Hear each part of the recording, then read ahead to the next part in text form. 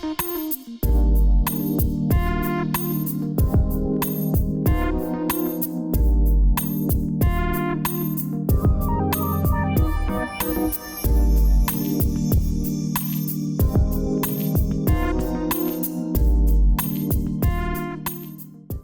quero ler, hoje pela manhã,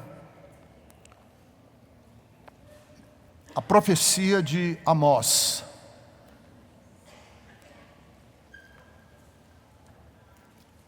Amós é um profeta muito interessante da Bíblia, porque o Amós é um peão de obra, é um peão do campo.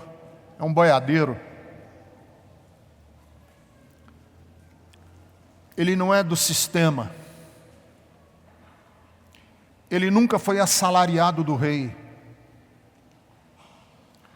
E ele tem uma linguagem pesada. Mas a linguagem pesada de Amós é porque ele ama muito Israel.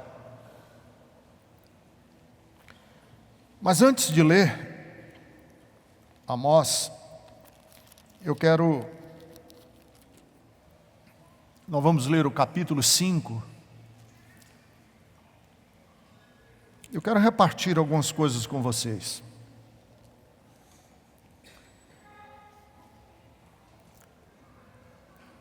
Eu quero confessar para vocês que em muitos momentos da minha vida, eu já perdi a fé. Eu sei que tem gente que nunca perdeu a fé. Eu sei que tem gente que é muito sólido na sua fé. Eu dou o meu testemunho.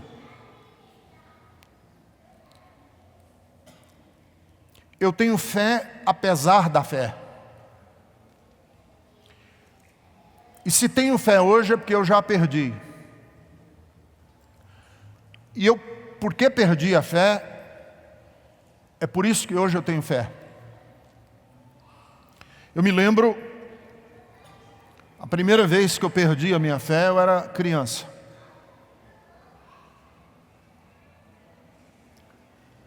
Eu já reparti com vocês aqui que meu pai foi preso político na ditadura de 1964. E enquanto meu pai estava preso, minha mãe estava grávida. E minha mãe estava grávida de gêmeos. Era um menino e uma menina. Não é preciso eu dizer para vocês que a gravidez da minha mãe foi muito conturbada. Com o marido preso, incomunicável, desaparecido. Quando minha mãe deu à luz aos gêmeos, ao menino e à menina, a meninazinha, minha irmã caçula, nasceu sem o aparelho digestivo completo. Ela nasceu com uma parte do estômago, mas ela não nasceu com o intestino delgado. Ela tinha uma deficiência genética sem o aparelho digestivo completo. E os médicos desenganaram a minha irmã caçula. E disseram que ela ia literalmente morrer de fome. Literalmente, porque ela podia se alimentar, mas ela não podia digerir os alimentos. Nenhum alimento, nem o leite materno. E que era uma questão de dias. E aconteceu exatamente assim. Ela agonizou por 2 dias. Em casa. Nós levamos ela para casa e ela morreu em casa. Eu tinha um tio que morava a uma certa distância. E hoje eu não me lembro, nem sei porquê, que eu fiquei nessa agonia de 2 dias da menina morrendo em casa. Eu fiquei com a responsabilidade de ir chamar meu tio para vir para casa. com uma pessoa que ia me levar até lá e eu ia dar a notícia. Ele morava num sítio, numa chácara. Eu fui até essa chácara com essa outra pessoa e eu me lembro que no trajeto eu fiz a minha primeira oração que eu me lembro a Deus. E foi uma oração de uma criança, eu era criança. Assim, eu já tinha feito rezas e orações antes, mas eu não me lembro. A primeira que eu lembro foi essa. E eu me lembro com detalhes a oração que eu fiz, porque eu pedi duas coisas. Eu pedi que a mamãe e o papai não sofressem tanto, porque eles já vinham sofrendo tanto, já era tanto sofrimento, que Deus aliviasse o coração e a dor do meu pai e da minha mãe. E claro, eu pedi que Deus curasse a minha irmãzinha. E naquele dia que eu fiz essas duas orações a Deus, o céu não me pareceu azul. O céu me pareceu de aço, cinzento. O céu estava fechado. Não houve nenhuma fala de volta.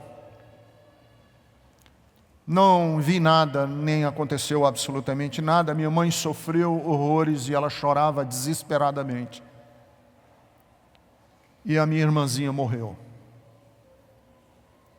E naquele dia eu perdi a fé. Mas naquele dia eu, olhando para trás, vejo que minha fé foi como um maná. Porque a fé da gente é como um maná. O maná do deserto. Ninguém guarda a fé. A gente pode guardar os galardões ou os traumas da fé, mas a fé propriamente ninguém guarda. Porque a fé de todos nós precisa ser morta. Porque a fé que eu e você temos é como um grão de trigo, que quando ele é jogado na terra, se ele não morrer, ele não vira a planta. O trigo tem que morrer para a sua natureza de semente, para virar natureza de planta. Assim é a fé. Então, quando uma pessoa diz assim para mim, Ricardo, eu nunca perdi minha fé. Eu digo para essa pessoa, você vai precisar um dia que ela morra. E o grande desafio nosso, meu, seu e de todas as pessoas, é qual é a fé que vai renascer, que vai ressuscitar. Porque a fé bíblica, ela ressuscita da incredulidade, da dor. Fé que nunca ressuscitou, mofa, assim como o maná mofava no deserto. Antes de eu ler o texto, deixa eu dizer, depois daquela experiência dolorosíssima de perder minha fé, ainda criança, ainda adolescente, eu venho perdendo outras fés. Eu já perdi muitas dimensões de fé. Por exemplo, eu perdi a fé de que o aumento numérico dos crentes tenha força de mudar a realidade social do Brasil. Essa fé eu perdi. Eu já tive, mas eu perdi. Eu vou repetir. Eu perdi a fé de que o aumento numérico dos crentes tenha força de mudar a realidade social do Brasil.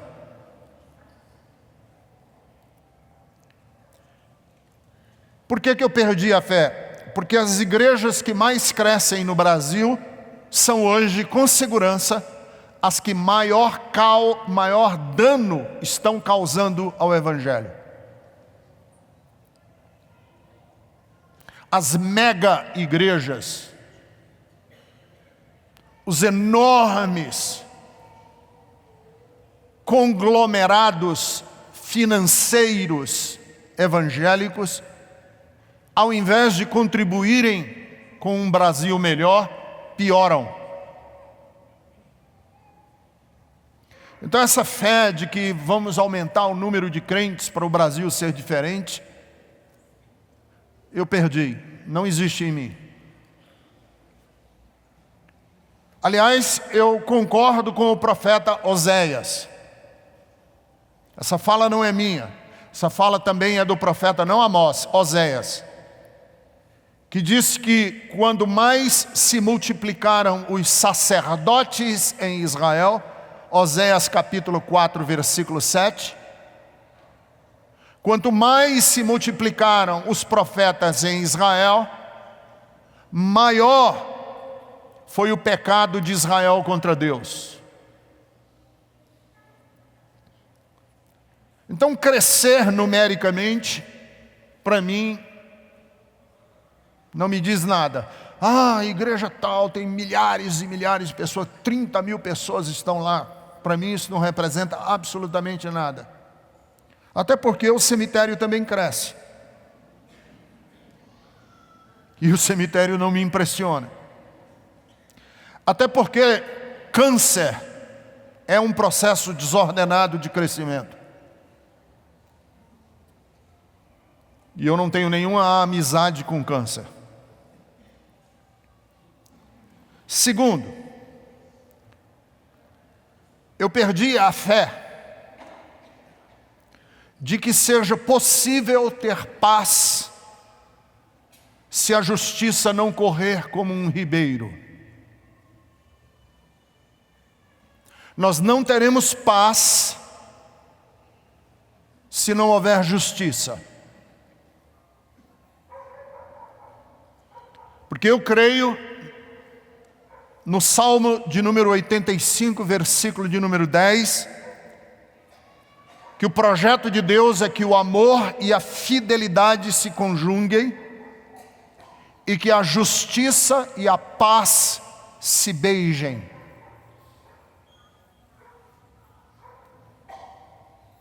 Justiça é o fundamento da paz. Então eu não acredito, pessoalmente, que nós teremos um Brasil mais seguro, com mais rota na rua. Eu não acredito. Pode ser que alguém acredite, eu não acredito, desculpem. Colocar mais polícia na rua e matar mais bandido. Armar a população. Todo mundo com revólver 38 na cintura e o Brasil será seguro. Isso não existe.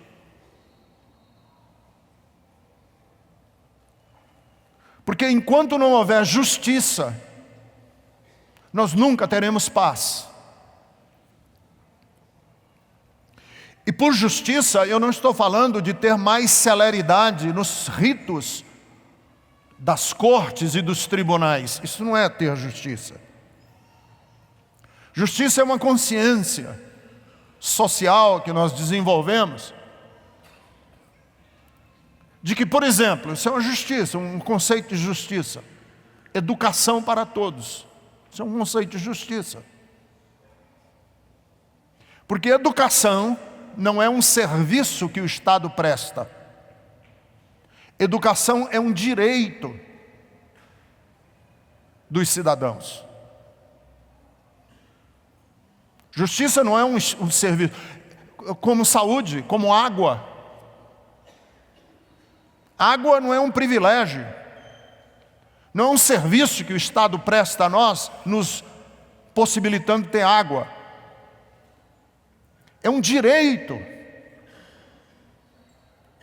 dos cidadãos. Por exemplo, salário mínimo. Conceito de justiça, salário mínimo. Salário mínimo no Brasil virou o parâmetro para ajustar as contas do governo. Não pode subir salário mínimo porque desajusta as contas do governo. Não. Salário mínimo foi instituído lá na época do Getúlio Vargas como sendo o mínimo necessário para uma pessoa, um cidadão brasileiro, viver com decência, com dignidade. Enquanto nós não soubermos e não entendermos que salário mínimo não é um elemento da economia, mas é um direito que o cidadão tem para que o seu trabalho seja remunerado com dignidade, nós não teremos justiça nesse país. E aí por diante.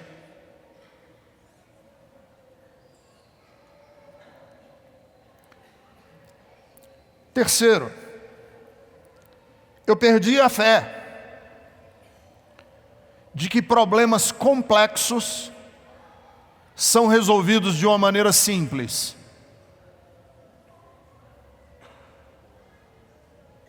Problemas complexos não são resolvidos de uma maneira simples. Eu perdi essa fé. Eu sei que muita gente acredita nisso, gosta de pastores assim. Eu não sou esse pastor. Problemas complexos não se resolvem de maneira simples, nem na sua vida pessoal, nem na sua família, nem na cidade de São Paulo, nem no Brasil e nem no mundo. Problemas complexos requerem, exigem um empenho cada vez maior nosso na solução dos problemas. Por isso é que os médicos estudam pra caramba. Ser médico são anos e anos e anos e anos de estudo. Eu tive um problema cardíaco, fui hospitalizado para fazer uma ablação no nervo cardíaco, que eu estava com uma taquicardia supraventricular.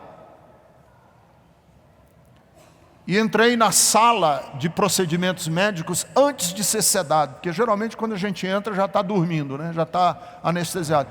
Quando eu entrei e vi toda aquela tecnologia, quando eu vi o tanto de equipamentos, de computadores, de telas, de os procedimentos e protocolos do hospital para poder fazer um procedimento que hoje eles me dizem que é absolutamente banal, que eles fazem todo dia, mas a complexidade, a especialização do médico, aí eu fiquei pensando, e tem um pastor que promete, se você ligar no número 0400 286, que resolve todos os seus problemas. Eu não acredito que problemas complexos de saúde, mentais, psicológicos, por isso aqui nós temos aqui na Bethesda pastores interessados, e a Jeruso, o pastor Will, o pastor Ville, foram estudar psicologia e psicanálise, porque a gente sabe que não resolve os problemas da vida da gente. Ajoelha aí que eu vou botar a mão na sua cabeça e você vai sair bom. A vida não é assim. Eu já não consigo mais resolver os problemas da vida dizendo assim, se ajoelha aí, meu irmão, vai orar mais.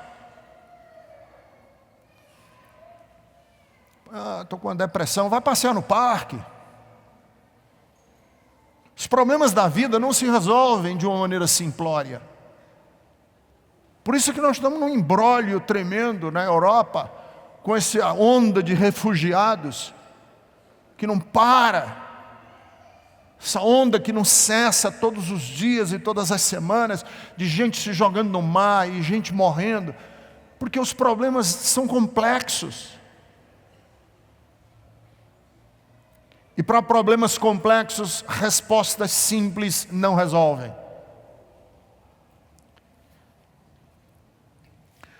Quarto, eu perdi a fé de que seja possível lidar com a vida em diferentes setores, em departamentos ou segmentos. A nossa vida é um conceito holístico. E hoje todo mundo sabe disso. Que não adianta eu querer resolver o problema meu físico, se eu estou doente da cabeça. Não adianta eu querer resolver o meu problema mental, se eu estou com um problema social. Não adianta eu querer resolver o problema econômico do Brasil, se nós temos um problema de deficiência nas estruturas políticas. Não adianta eu querer resolver os problemas da estrutura política, se nós temos um judiciário que está doente. Nós temos que resolver. É de uma maneira holística. Então, não adianta a gente querer resolver os nossos pecados pessoais aqui no domingo, se a minha família está doente. E a Jerusa, minha mulher, ela é especialista em psicologia sistêmica, quer dizer, você está dentro de um sistema. E todo esse sistema está contribuindo, ou está prejudicando. Não adianta eu querer resolver o problema da minha casa, se o meu bairro eu não posso andar na rua, na calçada, que eu posso levar um tiro na cabeça. Não adianta eu querer resolver o problema do meu bairro, se o Estado está doente. Não adianta eu querer resolver o problema do Estado de São Paulo, se o país está doente. Não adianta eu querer resolver o problema do Brasil, sozinho, se nós estamos vivendo num mundo que está doente. Então eu perdi a fé nessa ideia de que não, eu vou lá na Bethesda, e aí o pastor ora por mim, as coisas se resolvem. Não, você está dentro de uma casa, de uma família. Você tem problema com seu pai, com a sua mãe, você tem problema com o seu empregador. Por isso é que grande parte dos casamentos que acabam, o segundo casamento não é aquele céu de maravilhas, não. Tem gente assim, eu vou me divorciar, eu me caso de novo, tudo começa do zero e minha vida vai ser um mar de rosas. Quem aqui já está no segundo casamento sabe que não é assim. Que o problema não é o casamento. É todo o entorno da sua vida. Não adianta a gente querer resolver o problema de São Paulo, cidade, se o resto do Brasil está doente. Não adianta eu querer resolver o problema dos crentes, porque o Brasil não é só de crente. E nem adianta eu ficar querendo acreditar que nós vamos transformar o Brasil no Brasil do Senhor Jesus. Nós temos que viver com a diversidade de outras religiões, de pessoas que pensam diferente da gente. E como é que nós vamos conviver com esse mundo? Mas eu ganhei fé. E uma das pessoas que me dá fé, uma delas é o profeta Amós. E aí eu quero ler para vocês, para a gente ganhar fé com ele. Capítulo 5 do profeta Amós, leia comigo. Ouça esta palavra, ó nação de Israel. Este lamento acerca de vocês, caída para nunca mais se levantar está a virgem de Israel, abandonada em sua própria terra, não há quem a levante. Assim diz o soberano, o Senhor: a cidade que mandar 1000 para o exército ficará com 100, a que mandar 100 ficará com 10. Assim diz o Senhor à nação de Israel: busquem-me e terão vida.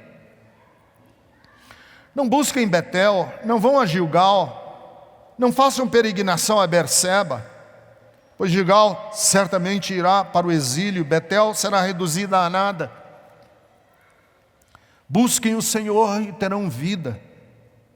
Do contrário, Ele romperá como um fogo entre os descendentes de José e devastará a cidade de Betel, e não haverá ninguém ali para apagá-lo.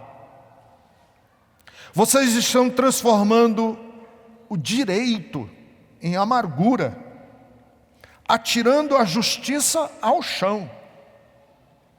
Aquele que fez as Pleiades e o Órion, que faz da escuridão a alvorada e da noite e do dia a noite escura, que chama as águas do mar e as espalha sobre a face da terra, o Senhor é o seu nome.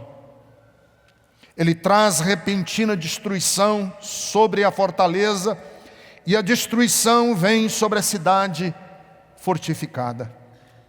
Vocês odeiam aquele que defende a justiça no tribunal e detestam aquele que fala a verdade. Vocês oprimem o pobre e o forçam a dar-lhes o trigo. Por isso, embora vocês tenham construído mansões de pedra, nela não morarão. Embora tenham plantado vinhas verdejantes, não beberão do seu vinho. Pois eu sei quantas são as suas transgressões e quão grandes são os seus pecados. Vocês oprimem o justo, recebem suborno e impedem que se faça justiça ao pobre nos tribunais. Por isso o prudente se cala em tais situações, pois é tempo de desgraças. Busquem o bem, não o mal, para que tenham vida. Então o Senhor, o Deus dos exércitos, estará com vocês, conforme vocês afirmam. Odeiem o mal, amem o bem, estabeleçam a justiça nos tribunais. Talvez o Senhor, o Deus dos exércitos, tenha misericórdia do remanescente de José. Portanto, assim diz o Senhor, o Deus dos exércitos, o soberano: haverá lamentação em todas as praças e gritos de angústia em todas as ruas. Os lavradores serão convocados para chorar e os pranteadores para se lamentar. Haverá lamentos em todas as vinhas, pois passarei no meio de vocês, diz o Senhor. Ai de vocês que anseiam pelo dia do Senhor, o que pensam vocês do dia do Senhor? Será dia de trevas e não de luz. Será como se um homem fugisse de um leão e encontrasse um urso, como alguém que entrasse em sua casa e, encostando a mão na parede, fosse picado por uma serpente. O dia do Senhor será de trevas e não de luz, uma escuridão total, sem um raio de claridade. Eu odeio e desprezo suas festas religiosas, não suporto as suas assembleias solenes. Mesmo que vocês me tragam holocaustos e ofertas de cereal, isso não me agradará. Mesmo que me tragam as melhores ofertas de comunhão, não darei a menor atenção a elas. Afastem de mim o som de suas canções e a música de suas liras. Em vez disso, corra a retidão como um rio, a justiça como um ribeiro perene. Foi a mim que vocês trouxeram sacrifícios e ofertas durante os 40 anos no deserto, ou nação de Israel? Não. Vocês carregaram o seu rei Sicute e Quium, imagem dos deuses astrais, que vocês fizeram para si mesmos. Por isso eu os mandarei para o exílio, para além de Damasco, diz o Senhor dos Exércitos, que é o seu nome. Dura palavra, hein? Imagine, que profeta.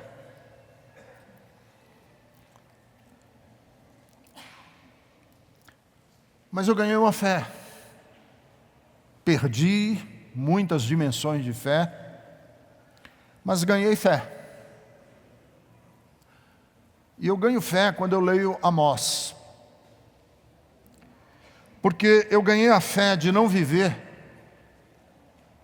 como se Deus gostasse de punir, retaliar e vingar. Eu ganhei uma fé que me joga nos braços de um Deus que lamenta, chora. A fala do profeta aqui, se a gente não perder em vista a primeira frase, ela parece uma fala irada. Mas ela não é irada. Deus não está com raiva. Deus está quebrado. Como é que eu sei que Deus está quebrado? Por causa do versículo 1. Ouça esta palavra, ó nação de Israel, este lamento. Isso aqui é um requiem. Isso aqui é um chorinho. Isso aqui é uma fala ferida. Porque vejam, quem odeia aqui no texto não é Deus. Por isso que numa leitura mais rápida dos profetas, a gente fica com a impressão de que Deus é um Deus odioso, raivoso. Não, Deus aqui é o ferido da história. Versículo de número 10, Deus diz: vocês odeiam. Vocês odeiam. Duas vezes. Versículo de número 12, vocês oprimem.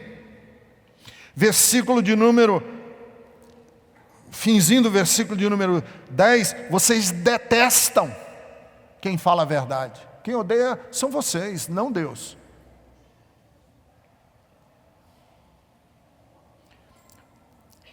Vocês gostam é do suborno. E o que Deus está querendo dizer é que uma nação, um país, que se estrutura em cima do ódio, do preconceito, do classismo,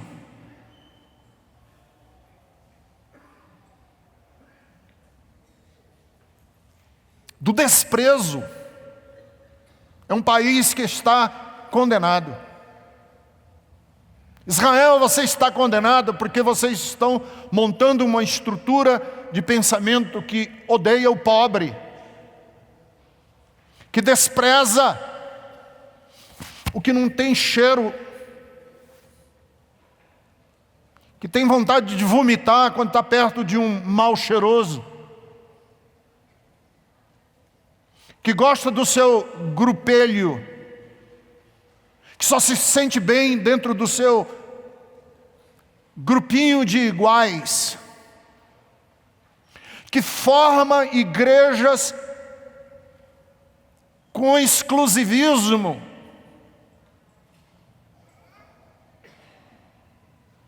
E aí o profeta está dizendo o seguinte: o ódio é de vocês,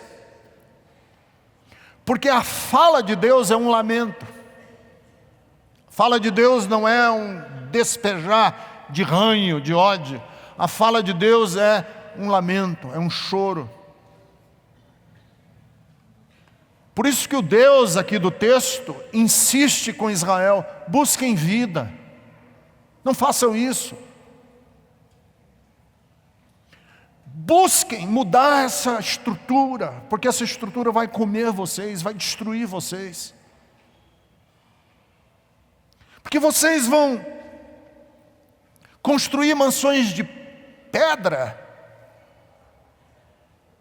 E aqui é importante dizer aqui mansões de pedra, porque no mundo antigo as construções eram feitas de barro, e só os templos e os túmulos e os deuses eram feitos de pedra. E há todo um esforço de construir casas de pedra para permanecerem. E Deus diz: vocês constroem a casa de pedra de vocês, mas vocês não vão conseguir viver nelas. Do que adianta a gente viver dentro de condomínio fechado se a gente não pode sair na calçada? Do que adianta a gente viver num país?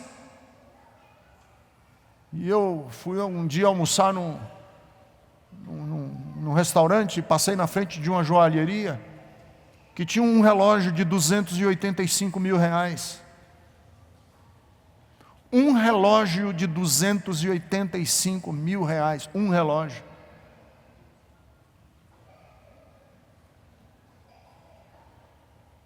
Mas estava dividido em 10 prestações de 28.500.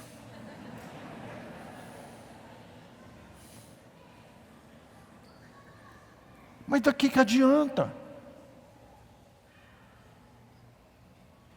Você não pode andar na rua. Do que adianta nós construirmos um mundo que é cheio de ódio? Não, Deus não ama.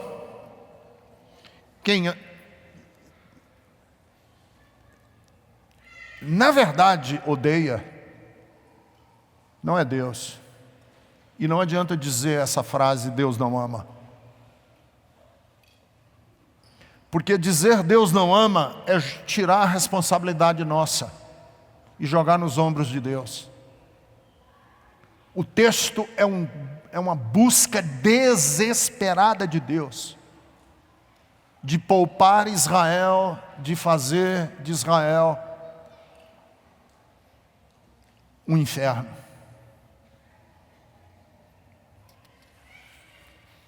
Eu ganhei um outro tipo de fé lendo o profeta, que eu acho que é, para mim, um dos textos, quer dizer, é uma fala do profeta Oséias, ou Amós, mas não é só de Amós, ela está também em Isaías. Isaías capítulo de número 1, essa fala é quase ipsis literis, repetida. Eu ganhei uma fé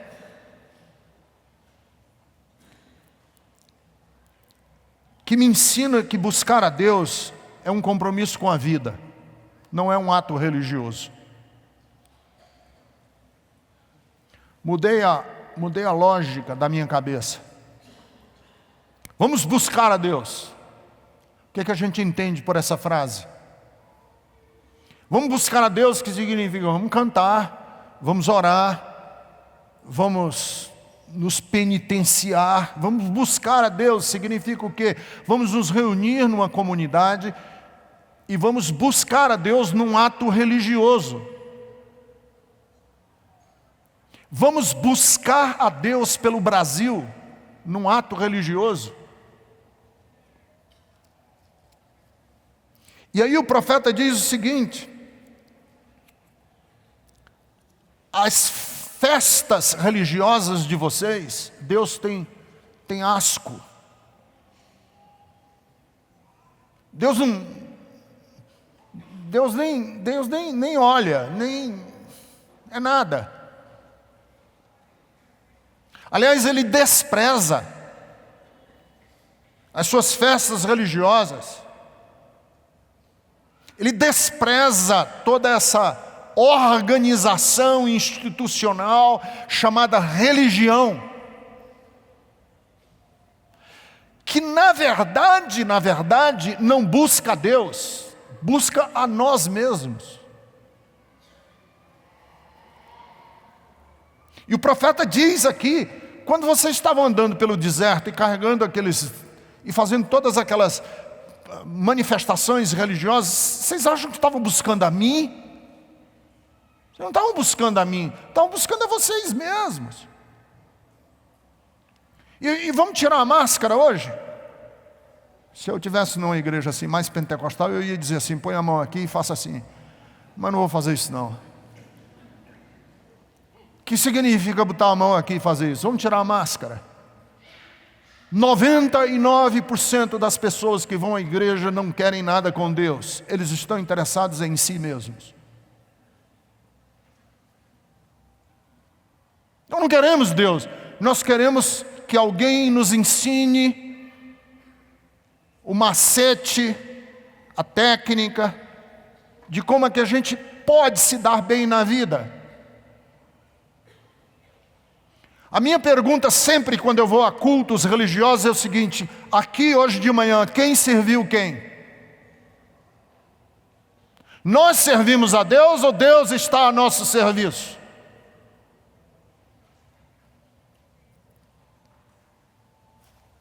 Isso é uma pergunta que nós temos que fazer. Eu estou aqui a serviço? O ato religioso que não nos empurra para a vida é um culto a nós mesmos. Um ato religioso que não celebra a vida que nós tivemos lá fora e vem aqui para celebrar a vida que a gente viveu é uma farsa. O ato religioso que não se coloca como bênção, mas pede bênção, é na verdade um culto a nós mesmos. Deus a serviço de nós. Por isso o profeta diz, ao invés de trazer ofertas, ao invés de prestar esse culto vertical a mim, busque a justiça e não o seu próprio conforto. Busque a vida e não apenas como se dar bem na vida. Busque compaixão e não um coração frio, porque você se tornou um exclusivista das bênçãos de Deus em cima de você próprio. Busque a verdade e não essa dissimulação religiosa, celebrativa, que na verdade, em última análise, nós estamos levantando altares a nós mesmos.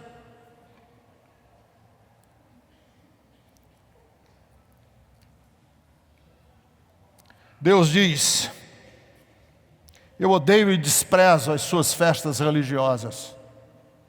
Não suporto as suas assembleias solenes. Mesmo que vocês tragam ofertas de holocaustos, mesmo que vocês me tragam ofertas de mantimentos, mesmo que vocês sacrifiquem a mim, mesmo que vocês sejam pessoas totalmente dedicadas a mim, eu não darei a menor atenção a nenhum desses gestos, a não ser que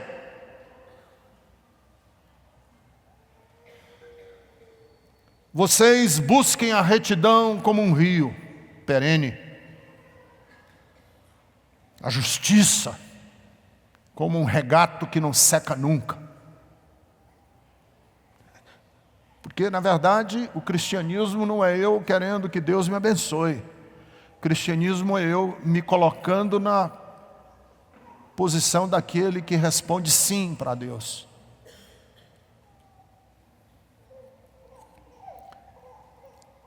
Antigamente eu acreditava que Jesus tinha vindo ao mundo para preparar um lugar para a gente no céu. Eu ganhei uma nova fé. Ganhei a fé de que Jesus não veio para preparar um lugar para a gente no céu. Eu ganhei a fé de que nós devemos preparar um lugar para Deus morar aqui na terra.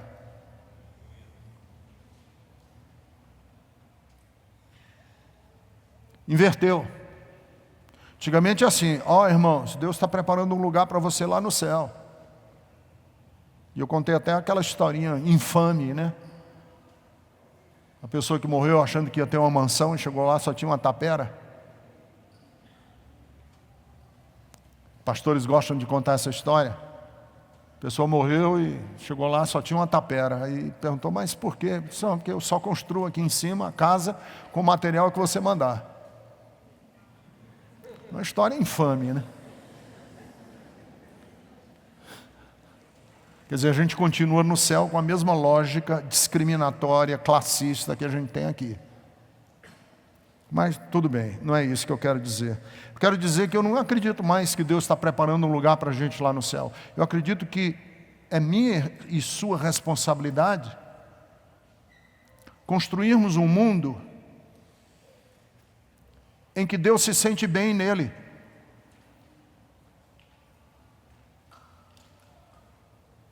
Pergunta, uma pergunta básica: Deus se sentiria bem entre nós?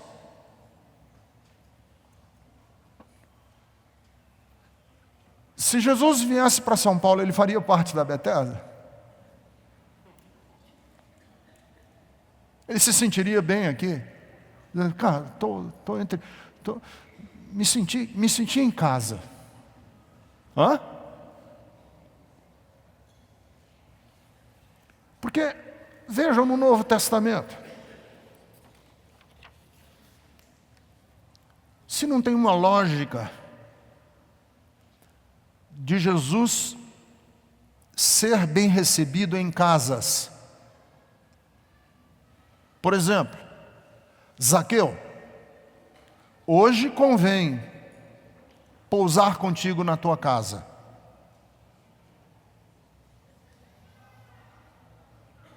Na casa de Simão, o fariseu, Jesus se sentiu muito desconfortável. Porque ele chegou, não recebeu nenhum beijo, não lavaram os pés, não cuidaram dele. Ele se sentiu estranho na casa de Simão, o fariseu.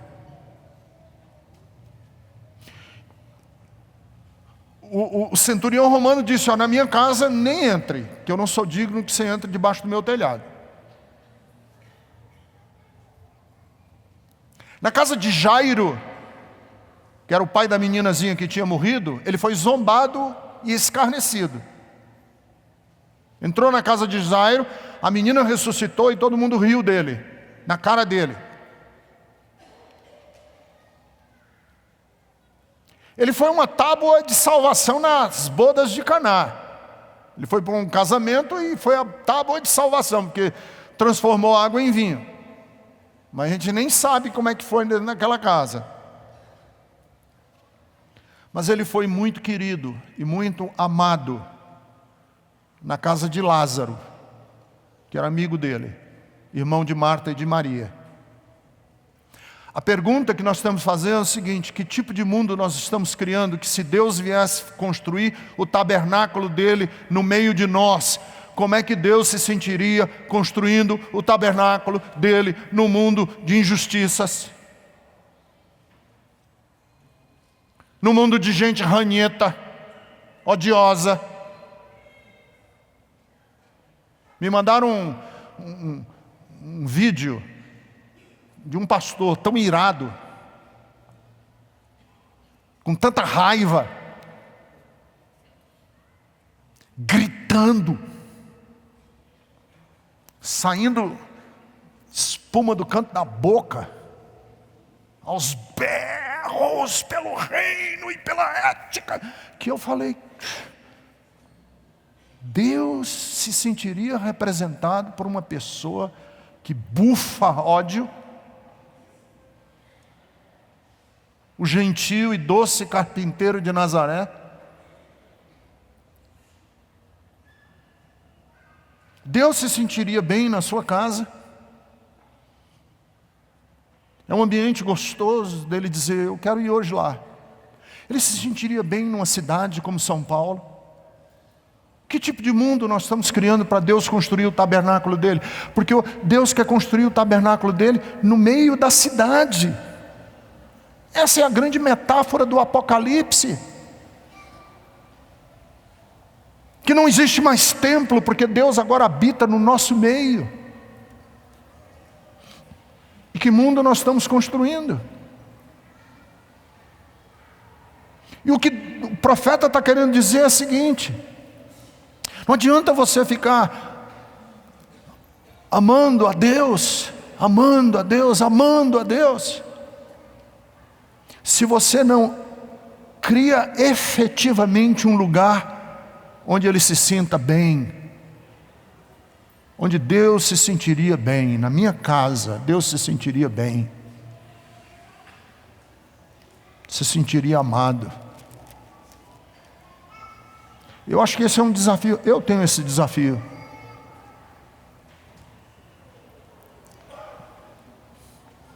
Eu já contei aqui para vocês, mas que eu encontrei um amigo meu de muito tempo, que estudou comigo na 4ª série ginasial, na época chamava 4ª série ginasial, inteligentíssimo, capacidade.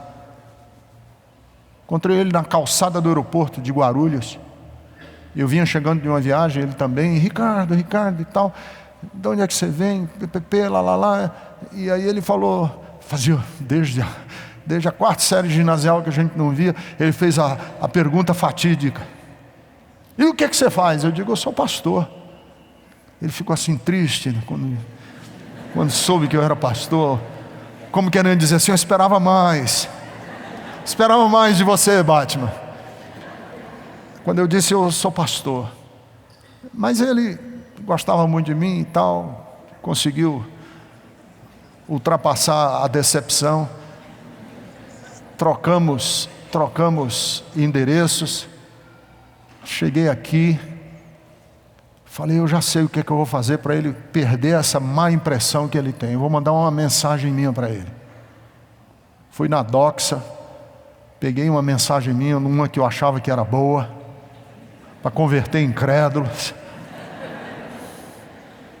Entreguei na mão dele, mandei para ele, mandei para ele. E escrevi um bilhetinho e disse, depois eu quero suas impressões.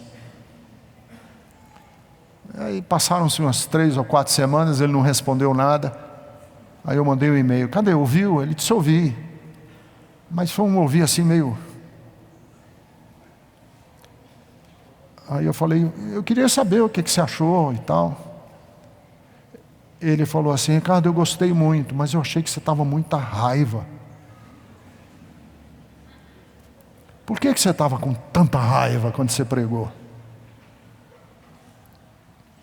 E aquilo foi como um punhal no meu peito. Porque a Bíblia fala que Jesus era cheio de graça. E a graça vinha antes da verdade. A beleza do Evangelho não é ela ser verdadeira. A beleza do Evangelho é ser como o mel que brota da rocha. Você não converte ninguém com raiva, chutando. Nós não vamos construir nenhum mundo onde Deus se sinta bem, se Ele for alicerçado na discriminação, no ódio, na intolerância, no dedo em riste, apontando para os outros, mandando os outros para o inferno, dizendo, você vai para o inferno. Não importa se é verdade ou se não é verdade. Está desqualificado pelo ódio. Está desqualificado pela raiva. Porque Jesus disse, venham vocês todos, que sou manso e humilde de coração, e vocês encontrarão descanso para as suas almas. É como um viajante que chega na beira de uma água fresca. É como o cansado que encontra o colo da mãe. É como o perdido no mar que vê o farol lá na distância e diz, achei meu rumo. Essa é a mensagem do Evangelho. Porque é isso que precisamos, de um mundo em que Deus diga assim, não, eu me sinto representado aí. Mas não é porque nós estamos certos, Ele se sente representado, porque é um mundo em que a gente ama, quer bem. Igreja Bethesda, vamos construir esse mundo. Vamos ser esse mundo. Vamos ser esse espaço na cidade de São Paulo. Vamos inspirar essa cidade. para que Deus possa se sentir bem entre nós, na minha casa, no meu coração, na minha vida, na nossa história.